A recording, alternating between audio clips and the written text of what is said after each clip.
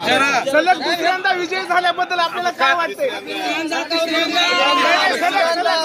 सलग 35 वर्षाखालचा रेकॉर्ड तुटलेला आहे. 2024च्या विधानसभेची मतमोजणी झाली. या मतमोजणीमध्ये प्रचंड मताने 31,800 मताने या ठिकाणी विजय घोषित केला. या घोषितामागलं कारण काय? आतापर्यंत अहमदपूरमध्ये दुसऱ्यांदा निवडून येत नाही अशा आपली भावना होती, पण मतदार बंधूंनी आणि कार्यकर्त्यांनी हे तुम्ही जे भावना निर्माण केली होती ते फेल ठरली आणि या निवडणुकीमध्ये शेवटी विकासाच्याच मुद्द्यावर जनतेने निवडून दिलं.